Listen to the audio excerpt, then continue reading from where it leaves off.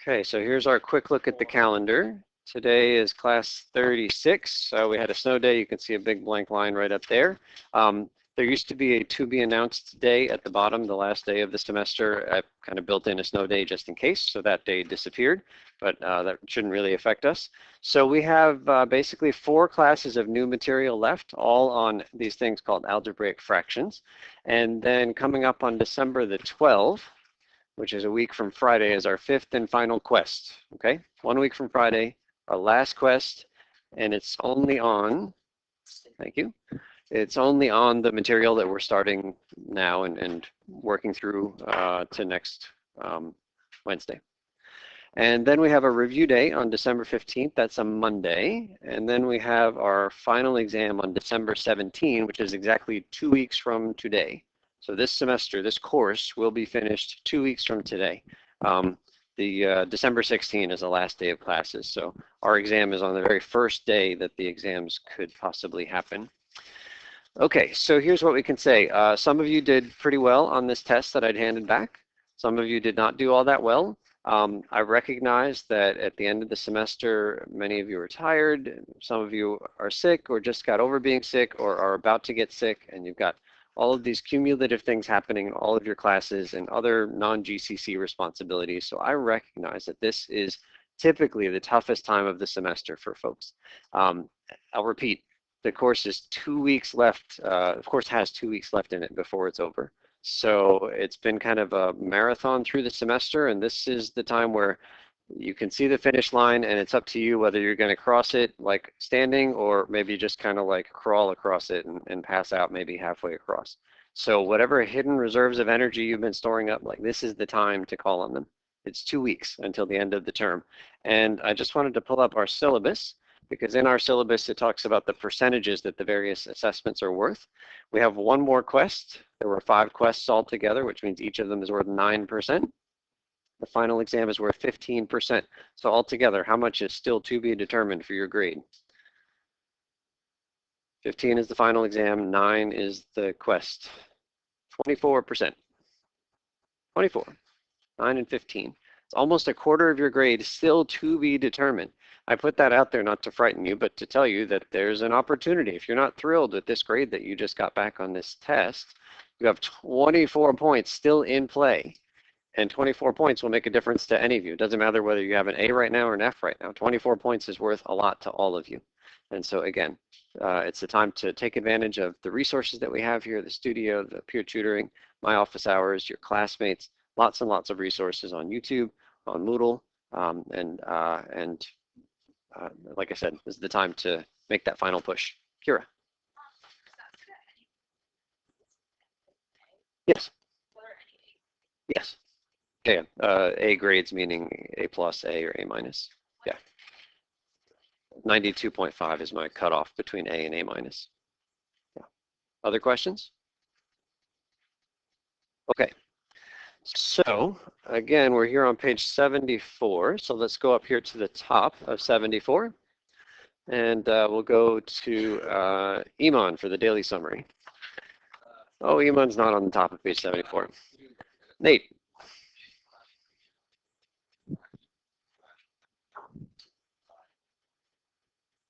Okay, so first thing, some examples of algebraic fractions. Algebraic fractions is a new phrase for us. It's a little bit different than just regular fractions. So 5 over x squared, x over x plus 2, and then this complicated one at the end.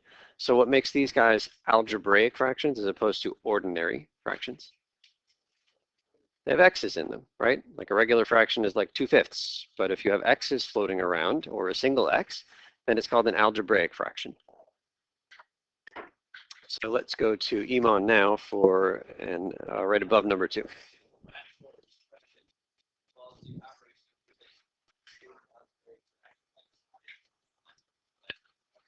Good. So we haven't maybe necessarily seen that word polynomial before.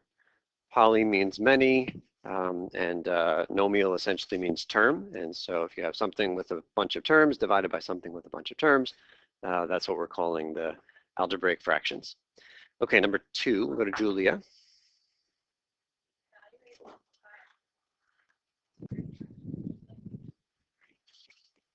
Thank you. Swan for 3.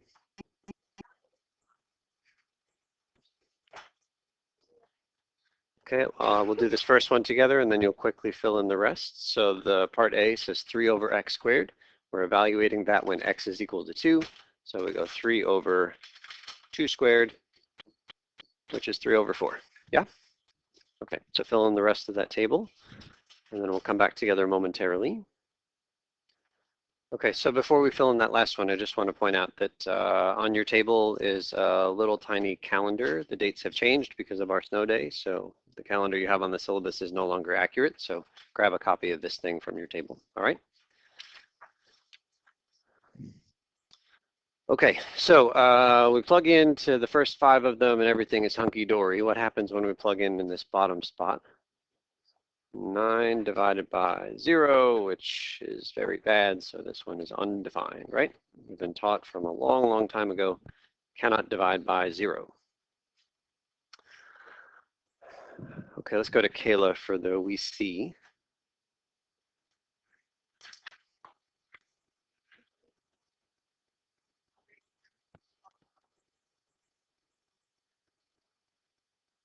Okay, thank you. So for the first time all semester, we plugged in and we had a problem. We never had a problem when we just plugged a value of x into some expression.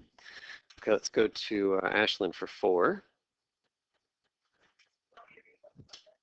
Just 4.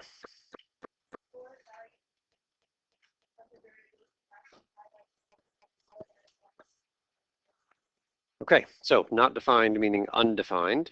It's got a numerator and a denominator. We only care about one of them. Where's the problem when you have division? Is it in the top or the bottom with the 0? It's in the bottom. So you can completely ignore the 5x that's sitting on the top. This problem is really asking you about the bottom. And what's the one bad value that we would have on the bottom? 0. And so what we really want, don't copy this last part, what we really want is to make sure that that's not equal to 0, right? We're trying to avoid letting the bottom be 0 because we don't want to divide by 0. But we're not good at solving not equations. We're good at solving equations. So do copy this part. We're going to solve it equal to 0 and recognize that we're going to be finding the bad guys, right? We're going to toss out whatever bad guys we find. Okay, so how do we solve this equation? We had stuff like this on our test. What's that? So adding 6 to both sides is legal, but our standard form for these quadratics involved a 0 on the right-hand side. So on the one hand, it seems like having a 0 there is okay. What did you say, Ema? Factor, right? If we can factor it, then we'll be able to solve it. So you can do the product sum thing, you can do the box thing. We're just going to write down the answer.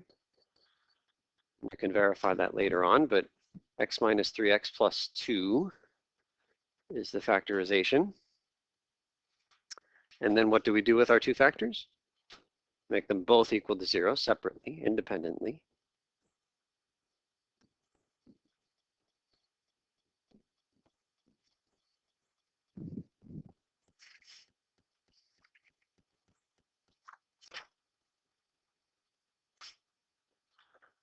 Okay, and we get our two answers by adding 3 and subtracting 2.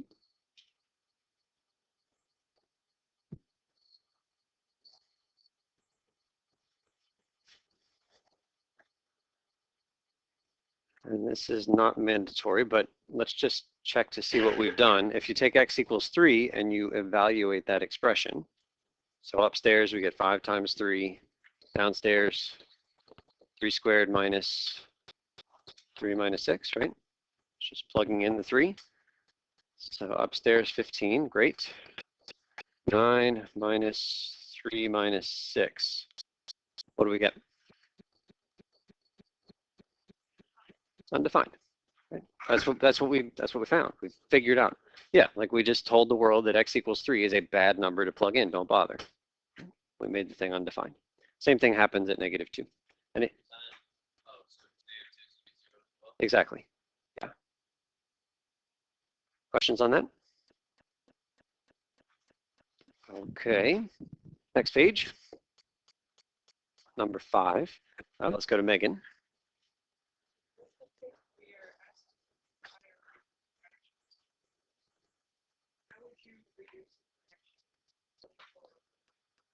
Okay, we're going to do this in a longer way than you might normally do it. Like, for example, I can see right away that 2 goes into both of those numbers. So don't do what I'm about to do because we need to do it in a slightly more robust way. But 2 goes into both numbers, right? So the top becomes 12 and the bottom becomes 27 is half of the 54. And then what other number goes into both? 3 now goes into both of these guys. So if I cross out the 3's, the top becomes 4 and the bottom becomes 9. Okay, so that's the answer, and that's and if we had really been on the ball, we probably would have factored out what number from the get-go. 6, right? 6 would have taken care of the whole thing in one shot. Okay, but I want to do this in a, like I said, a more robust way. So here's how we're going to do it, which will lead someplace good. So 24 over 54 is our starting fraction. And we're going to write this guy as 6 times how much? 4 divided by 6 times how much? 9, right? So what is that called when you take 24 and write it as 6 times 4? What did we do? We factored. And that word factor is the same word that Iman shared with us going from here to here, right? We want to factor, turn it into multiplication. So we're going to be doing that in a second with x's, but for right now we're doing it with the numbers. And now we're going to do really more details than we need, but you guys know that we should be able to just cross those 6's out, right? But let's really just take our time here. Would you guys agree that the way fraction multiplication works is you just multiply straight across, right? And so this last answer is the same as the one that we had before, right? Just a different way of writing it. And then finally, how much is 6 over 6? It's just 1.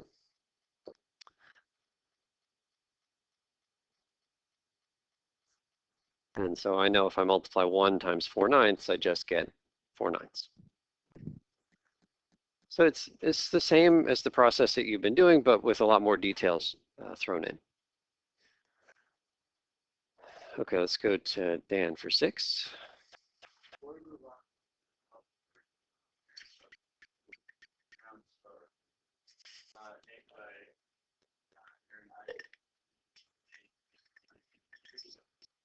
Okay, thank you, Nick.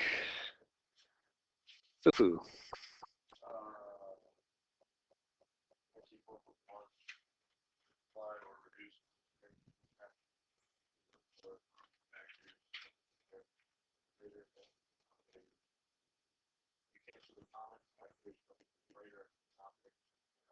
Okay, so this 6 over 6 was just a fancy form of what number? 1. And anytime you see a fancy form of 1, you can say, oh, it doesn't do anything because 1 times anything doesn't have an effect. So let's take a look at this part A. Our goal now is to simplify this x squared minus 9 over x squared plus 6x plus 9. Okay, can I do this? Cancel the x squareds? I'm having palpitations. What was the operation that allowed us to cancel the 6's? It's multiplication. That's what allows you to cancel, right? It's multiplication. But if it's addition and subtraction, we can't cancel. It just doesn't work. So what we need to do is turn that thing into multiplication on top and on the bottom. So here's our big question. Are the numerator and denominator in factored form, just like 24 became 6 times 4? They're not. So we don't do anything at this stage, even though there's the temptation to cancel the x squareds, maybe to cancel the 9's. You just can't do any of that. What you need to do is say, okay, no, the answer is they're not in factored form. And so if the answer is no, we cannot reduce until it's factored. So step 1 says factor numerator and denominator completely. And they're separate from each other. So let's factor. Upstairs, again, you could use the box. You could use the product sum idea. For me, that x squared minus 9 is a particular pattern that I've seen a bunch of times. And you guys have seen it too. It's that difference of squares thing. X and x, 2 numbers that give you the 9. Plus 3 and minus 3.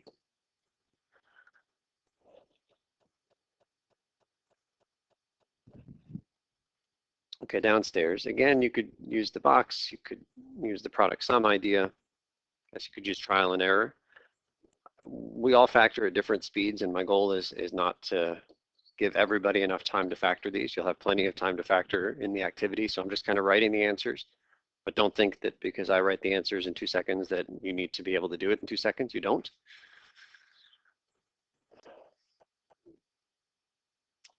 But now that it's factored, we can ask ourselves if we found a foo-foo. Is there a fancy form of 1 here, something on the top and the bottom that's exactly the same?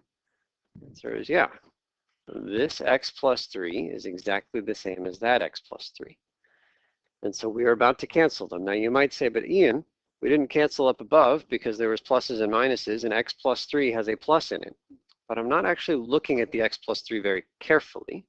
I'm recognizing that this thing in the first parentheses is exactly the same as the thing in the parentheses there, and right next to the parentheses is a time symbol. And so I'm allowed to cancel because it's multiplication, even though there's additions and subtractions inside. Do we see this? It's a subtle difference, but we are allowed to cancel here. So we get rid of the x plus 3's, and we write our final answer, which is x minus 3 over x plus 3.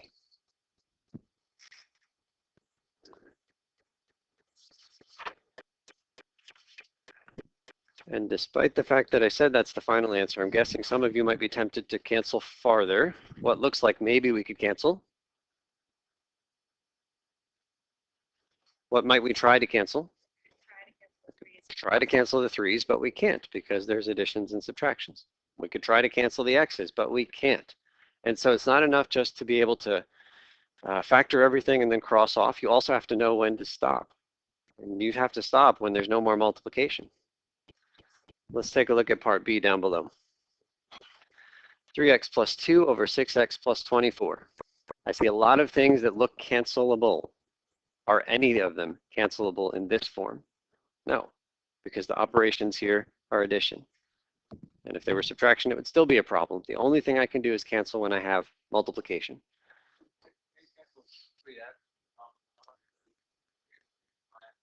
It is, okay, great question. This is a 3 times x. Everybody agree? That's a 6 times x.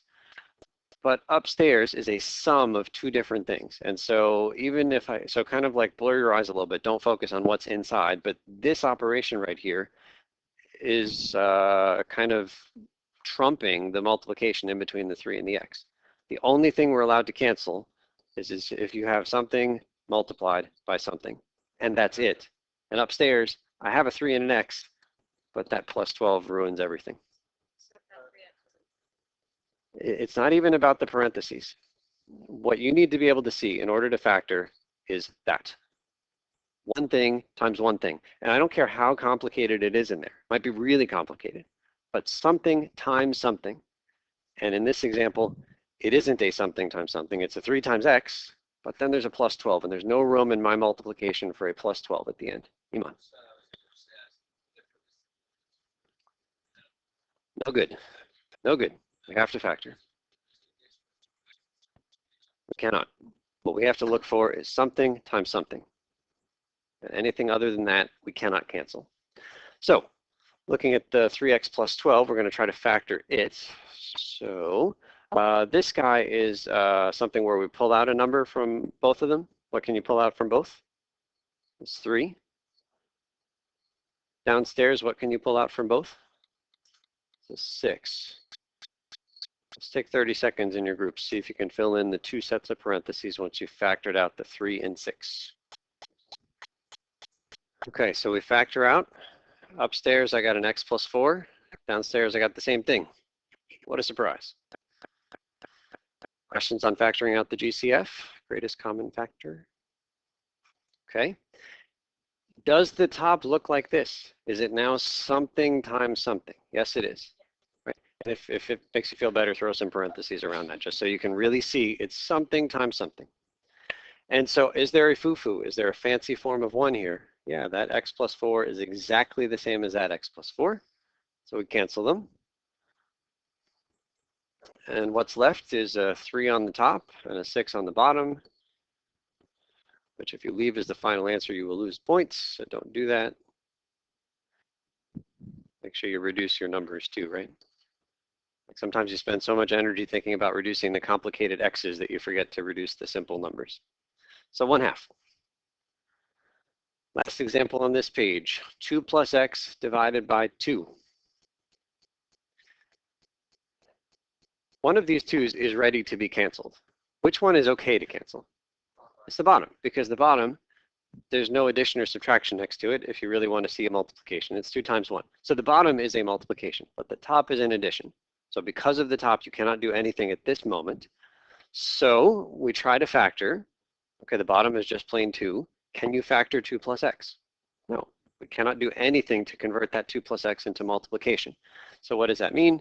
It's in the final form. It's as simplified as it will possibly be.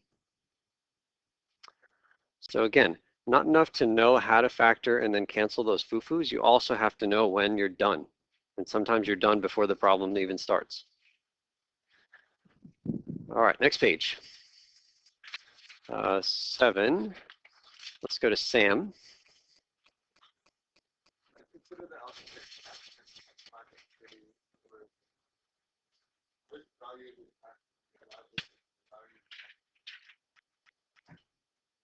Okay, so let's try those two things. So first, change both of those x's to 10s.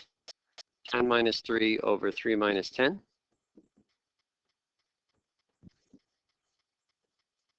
Upstairs, 7. Downstairs, -7. Simplify, -1. Go ahead and plug -2 in as well.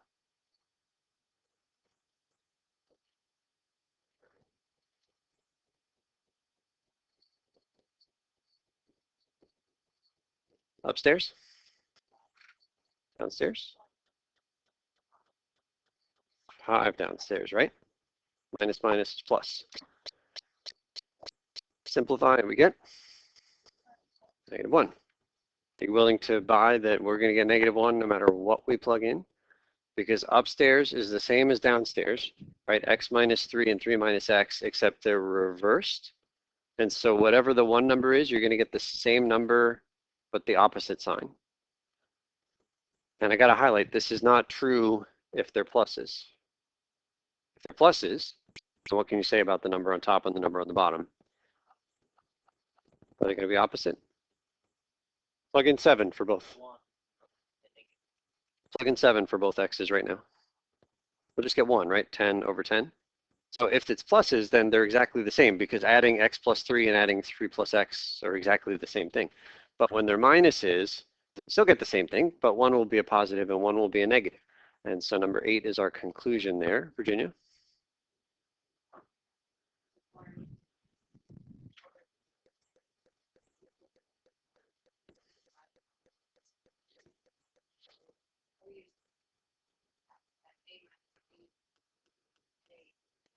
Okay, so we're going to simplify this new algebraic fraction, and then we'll use this whole -1 business.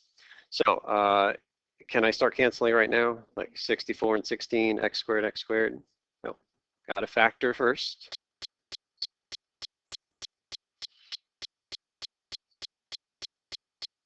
Okay, upstairs is another difference of 2 squares. I can say there was one that was like this on the test that gave some people problems because you didn't like the fact that the x squared came at the back.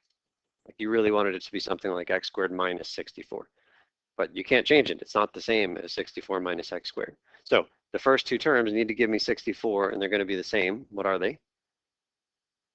8 and 8.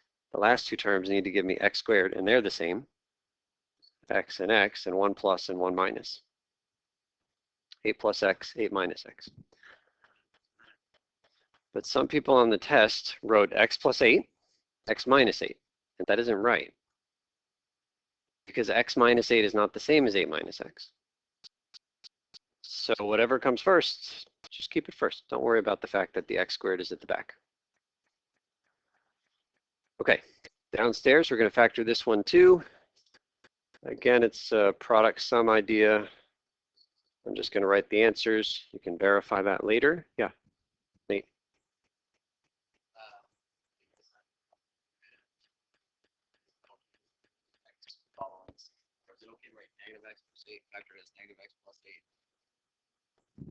All right, let's see. So Nate wants to write this as -x plus 8 and x plus 8.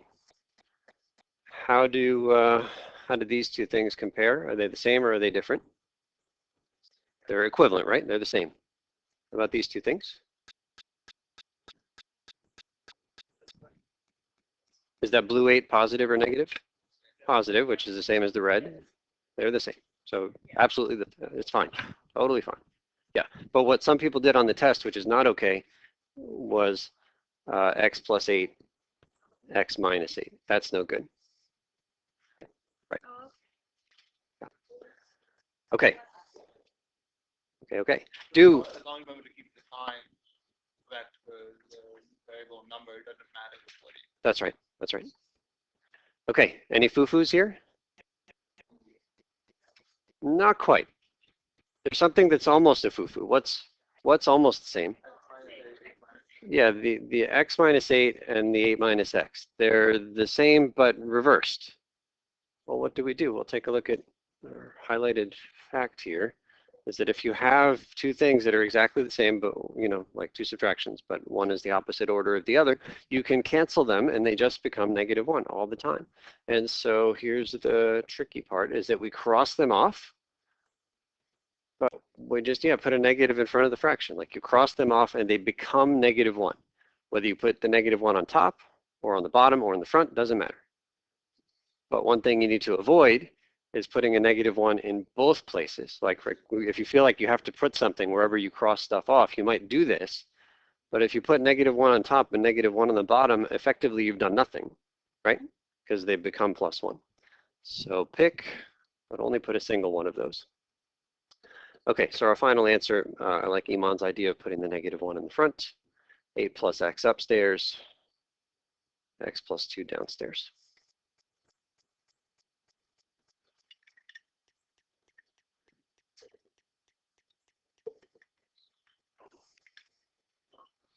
Okay, so the last topic for today, last new topic, we'll keep that there, is multiplying and dividing. So where are we now? Fiona, number 9.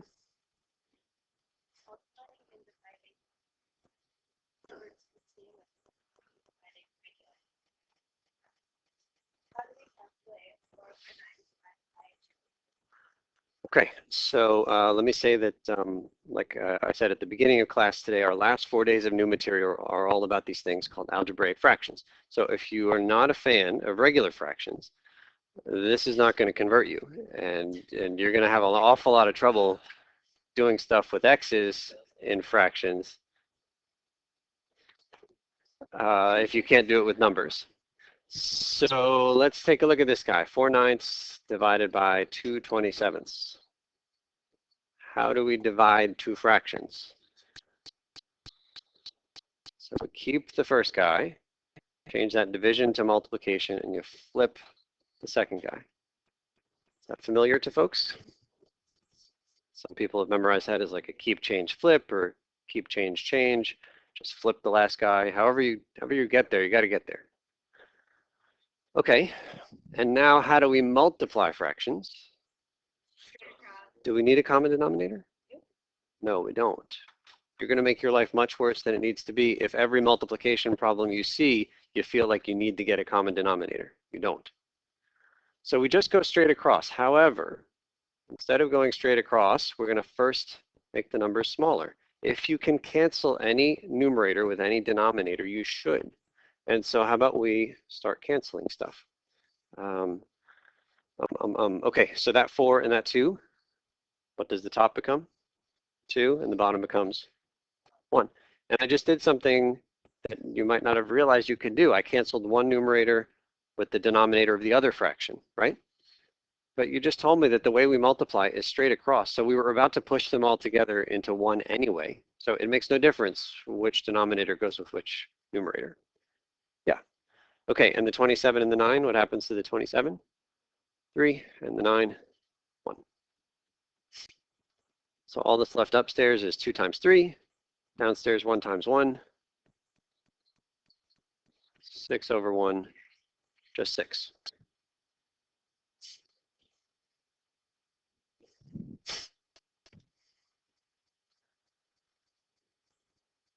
Okay, number 10. has a multiplication and a division, but now these fractions have variables in them. So looking at this first guy, 15x squared times 35xy squared. First, do I need to flip the second thing like we just did? No, why not? It's multiplication, right? You flip when you have division to turn it into multiplication. Do I need a common denominator? No. What do you do to two fractions where you do need a common denominator? What tells you you need a common denominator is when you're adding the two fractions, right? Like a half plus a third, I got to convert everything into sixths. Same thing for subtraction.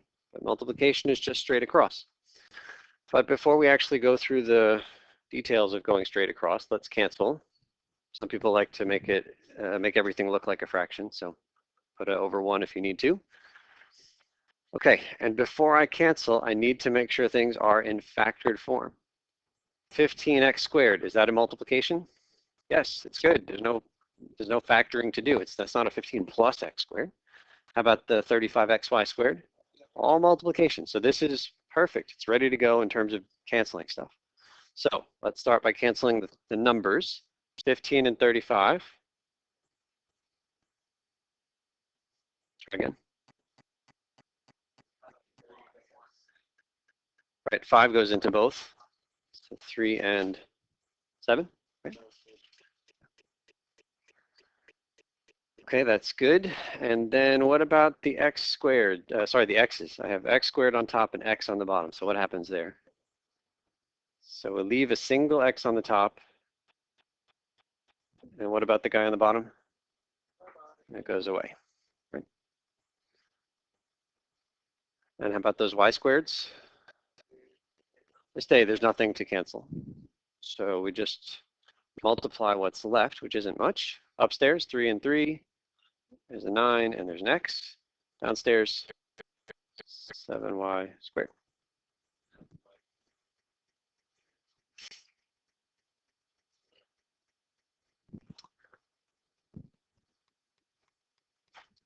Okay, part B.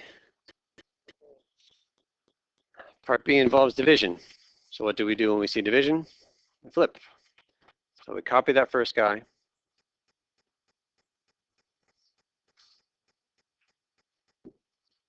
Division becomes multiplication.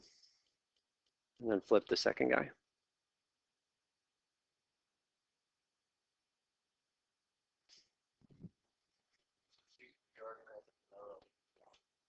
Yeah, reorganizing is fine without any factoring. But what do we have to do now before we cancel? We have to factor. So if you felt like factoring from the beginning and then flipping after, that's totally fine. It's the same. So now we factor everything. Again, I'm going to do this quick just because I want to make sure we're good on the overall process. And you'll have plenty of time to factor in the activity. Okay, 4y squared minus 1. Again, you got to train your brain to see the pattern. This is a difference of two perfect squares. What are the first things going to be that will multiply to 4y squared, given they have to be the same as each other? 2y and 2y. In order to build that 1, there's a 1 and a 1, and the signs? 1 plus, 1 minus. That's the pattern for the difference of two squares. Downstairs is more of the same. 4 minus y squared is again a difference of two squares. So that 4 is going to come from what numbers? 2 and 2. That y squared will come from y and y. And again, 1 plus, 1 minus.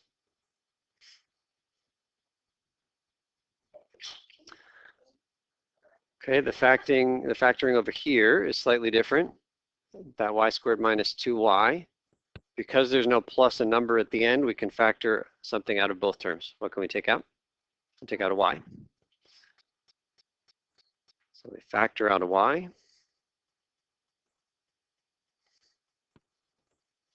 What's left inside? Y minus 2, that's good. Downstairs, same idea. What can you factor out of both? The 2, can we take out a y? No, just 2. What's left? 2y plus 1.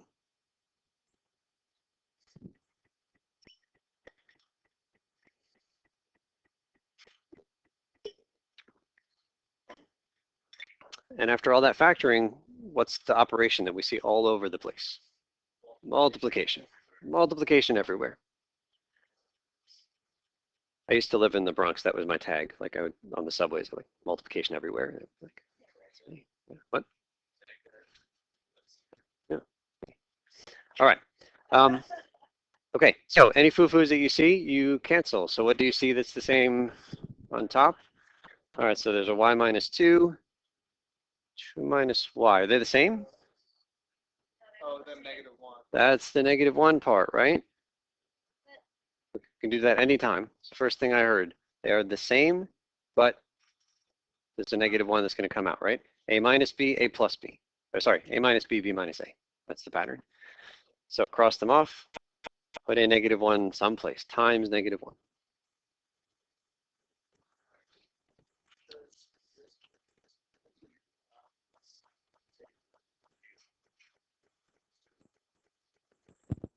That was this yellow thing right here. A minus b over b minus a. And that becomes a -1 as the answer. Go ahead, Nate. What's that? Yeah, even if they're in different fractions. 2y plus 1 is exactly the same as 2y plus 1. Anything else exactly the same? Nope. There's stuff that looks similar. I see lots of 2's floating around, but nothing is exactly the same. So I think we're done. We just have to write our answer. So what's left upstairs? I see a 2y minus 1. I see a y. And I see a times -1. Downstairs, I see a 2 plus y. And a times 2. Iman. That was the, yeah. Mm-hmm. Yes. So the main idea, the thing we're going to look for more than anything else is for stuff to be exactly the same. And if you have something exactly the same on top and bottom, like 7 over 7, they just plain cancel. But the special thing here is just on those rare cases where you have an a minus b and a b minus a. It's not near as common, but if you see them, you need to cancel them and make a -1. Either the top or the bottom or the front, either way. I would probably put it in the front myself. Yeah, I'll put it in the front. All right, in the front. Okay, that's it. Some students feel obligated to distribute, right? You could distribute on the top, you could distribute on the bottom. There's no need to do that. It's not wrong, but you certainly don't need to go any farther. So this is a perfectly good answer. Okay, so yeah, this is what I'm expecting is the final answer. Like I don't want you to distribute. You can if you want to, but I'm happy with that. Fiona. In terms of like how you want to see an answer, would you rather see the negative sign, or when you see -1, would you consider that like not quite there, or would you consider that like? Either way, with the -1 or the minus sign, doesn't matter. Yeah. Okay, so the activities on the next page, again, work with each other, raise a flag if I can help.